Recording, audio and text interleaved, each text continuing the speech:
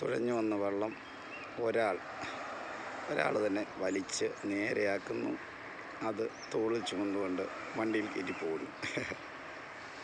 വളരെ സിമ്പിളായിട്ടുള്ള മത്സ്യബന്ധനം.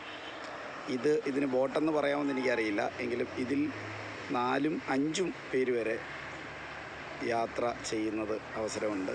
കണ്ടതെടുത്തു ഒരാൾ തന്നെയാണ്. ഒരാൾ സിമ്പിളായിട്ട് വളരെ വെള്ളത്തിൽ നിന്ന് പൊക്കാൻ നേരത്തെ വെള്ളം ഉള്ള കാരണം മാത്രമുള്ള ഒരു ഇച്ചിരി കനവേ ഉള്ളൂ.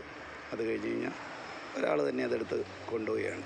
ആമ നടക്കുന്ന പോലെ ഇതുവരെ വെള്ളത്തിൽ കിടന്ന ആ ഒരു ബോട്ട്, അല്ലെങ്കിൽ അവർ മത്സ്യബന്ധനത്തിൽ ഉപയോഗിച്ചുകൊണ്ടിരുന്ന റൗണ്ട് വഞ്ചിയെന്നോ എന്നും പറയാം, അത് നേരെ കരയ്ക്ക് കയറുന്നു.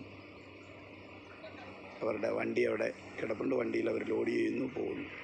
ഇതാണ് ലോക്കൽ മത്സ്യബന്ധനം. ഗോവയിൽ നടക്കുന്ന ഒരു ചെറിയ പാട്ട്.